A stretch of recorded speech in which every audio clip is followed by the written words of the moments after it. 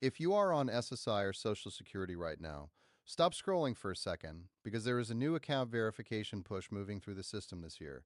And if you have a forgotten bank account sitting out there with your name on it, this is the video that tells you what it finds and what to do before it runs. My name is Hank Mercer.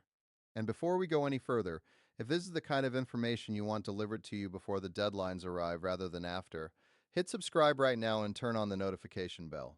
What I cover on this channel tracks Social Security rules, Medicare updates, and retirement planning changes as they happen, because the rules do change and the people who are subscribed find out in time to act.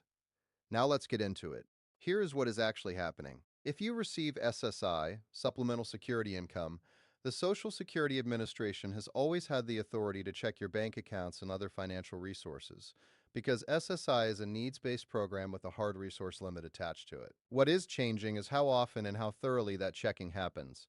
Verification is becoming more automated, more frequent, and more complete, which means old accounts, small accounts, and forgotten accounts that used to slip through are far more likely to surface now. This is not a rumor, and it is not a maybe. It is simply the direction the system is moving, and the people who get caught off guard are almost never the ones trying to hide anything. They are the ones who genuinely forgot about a savings account from a decade ago, or never realized a joint account with a relative still had their name attached to it. So let's start with the resource limit itself, because none of the rest of this makes sense without it. To qualify for SSI, your countable resources have to stay under a strict ceiling: $2,000 if you are single, and $3,000 if you are married.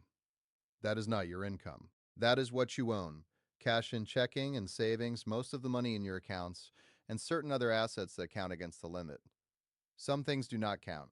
Your primary home does not count. Certain burial funds and a limited amount of personal property are excluded as well. But every dollar sitting in a bank account with your name on it, beyond a small number of specific exclusions, counts toward that $2,000 or $3,000 ceiling, whether you remember the account exists or not. Here is where people get into trouble, and it is almost never intentional. Think about how many accounts a person accumulates over a lifetime. An old credit union account from a job you left 20 years ago, a savings account your late spouse opened that never got closed, a small account a sibling added your name to for convenience, so you could help manage things if something happened to them. None of those feel like your money in the way a checking account you use every week does. But if your name is on it and you have the legal right to withdraw from it, it counts. And when a broader, more automated verification sweeps through, it does not ask what you meant by the account. It simply totals up what it finds. So here is the first thing I want you to do. And I want you to do it this week, not someday.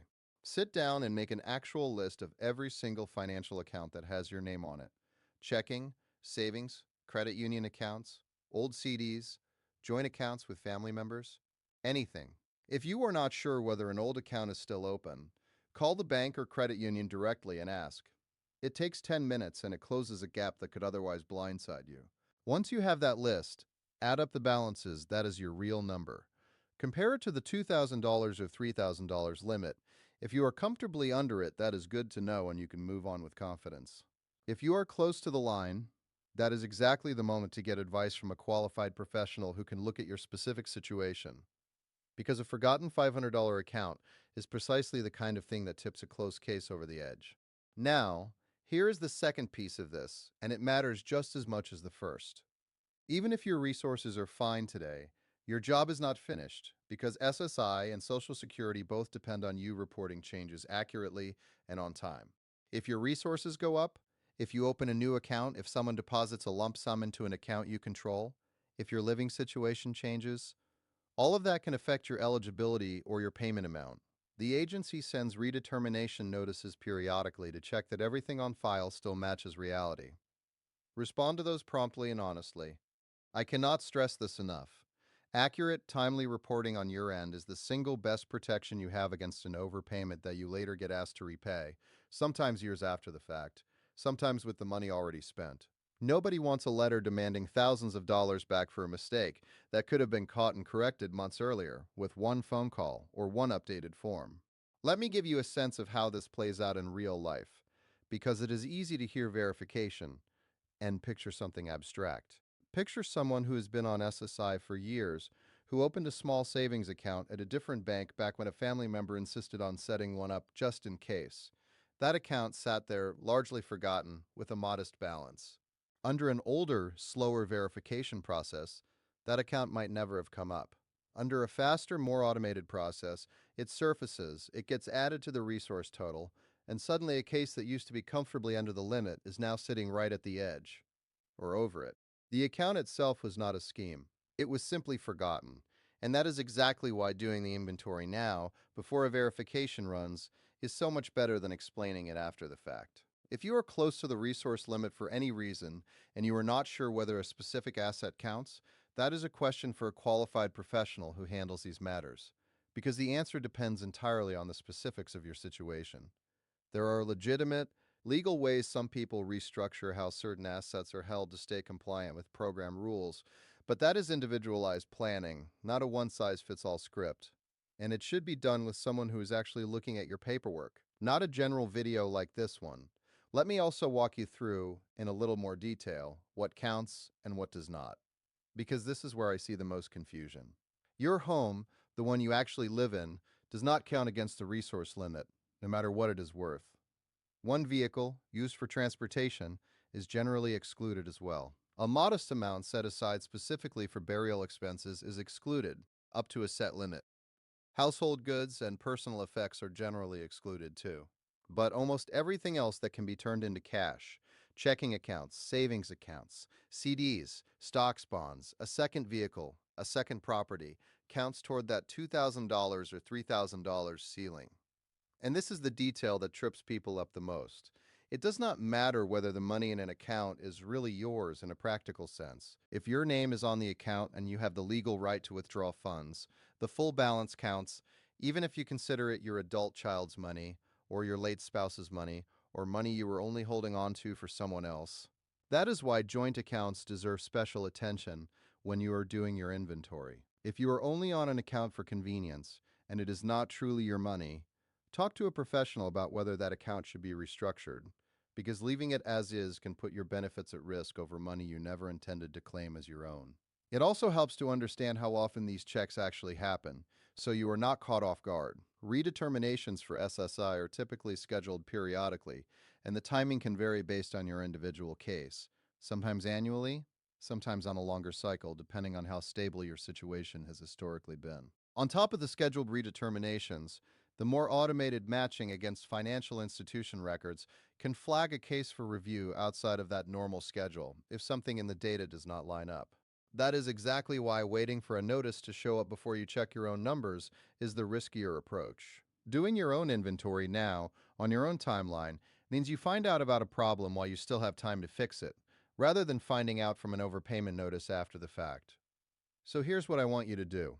The benefits, the discounts, the assistance programs most seniors qualify for but never end up using. I pulled them all together in one place, broken down by state and by program, so you're not stuck searching through confusing government pages for hours. It's simple, it's fast, and any senior can find exactly what applies to their situation. Doesn't matter what state you live in, there's help out there you're probably missing out on. It's called the Senior Benefit Playbook, and it's sitting in the first pinned comment right under this video. Just tap it once and you will have everything you need. Now, stay right here because the last thing I need to tell you is the biggest scam most seniors never see coming. And it's the reason I made this whole video. Anytime a rule like this gets attention, a scam attaches itself to it within days. And this one is already happening. Here's exactly how it works. A senior hears about a new account verification rule from a video, an article, or a neighbor. Within a short time, they get a call or an email from someone claiming to be a Social Security verification specialist, a benefits compliance officer, or a federal account review service. The caller says that because of the new rule, the senior's accounts need to be verified or pre-cleared, and that they can handle the process, protect the senior's benefits, or shield their accounts from the review for a fee. Sometimes it is a few $100s. Sometimes it is a percentage of the benefit going forward. Here is the one sentence that exposes this every single time. There is no fee, no service, and no third party that can shield your accounts from official verification or handle that process on your behalf. The verification is something the Social Security Administration conducts directly. There is no authorized middleman who can opt you out of it, pre-clear you, or protect you from it for money. Anyone offering that is selling you a fiction, And what they are really after is your social security number, your bank account number, or a verification code, which is the actual goal of the call. Write this rule down because it is your protection. The real Social Security Administration will not call you out of the blue and ask you to confirm your Social Security number or your bank account details over the phone to comply with a new rule. They already have that information. When they need to verify something, the legitimate process runs through your application, your redetermination paperwork, and official notices, not through an unexpected inbound phone call demanding immediate action. If someone calls claiming they can handle this verification rule for you, end the call. Then, if you actually have questions about your own situation, go directly to the source yourself. Call the Social Security Administration at 1-800-772-1213 using the number you look up yourself at ssa.gov, never a number a caller gave you. Report the scam contact to the SSA Office of the Inspector General Fraud Hotline at 1-800-026-90271 and to the Federal Trade Commission at ftc.gov. Those reports genuinely help investigators track these operations and warn other seniors before they lose money. Let me bring everything together now, because this comes down to a short list of things you can actually do this week. Number 1. If you are on SSI, make a complete list of every financial account with your name on it, including old and forgotten ones, so you know exactly what a verification would find before it runs. Call institutions directly if you are unsure whether an account is still open. Number 2. Total up your liquid resources across all of those accounts and understand where you stand against the $2,000 or $3,000 limit. If you are close, treat that as your signal to get clarity now, because a forgotten account is exactly what tips a closed case over the line. Number 3. Report changes accurately and respond promptly to any verification or redetermination notice. When a question is specific to your finances, take it to a qualified professional who can look at your actual situation. Number 4. Protect yourself from the scam. No one can shield your accounts from official verification for a fee. The agency will not cold call you demanding your social security number or bank details to comply with a new rule. If that call comes, hang up and verify directly through ssa.gov or the official number you look up yourself. I want to close by saying something directly to you, because I think it matters. This is part of a larger shift toward more automated, more frequent, and more complete verification of what seniors have. The systems are getting better at looking, and that trend is not reversing. None of this comes with a friendly letter walking you through what it means for your check. The agency does not call to coach you through staying compliant. The system simply runs, and the people who stay protected are not the ones with the simplest finances. They are the ones who understood how the verification works, knew what it would find, and got their own picture in order before it ran. This is general education, not legal advice for your specific situation, so confirm your own numbers with the Social Security Administration or with a qualified professional before you act. But do not let that stop you from making the call, because the people who do nothing are the ones who get caught by surprise. Subscribe and turn on the notification bell if you have not already, because the verification systems behind your benefits keep changing, and this channel covers every change in plain language before it lands on your doorstep. I'll see you in the next one.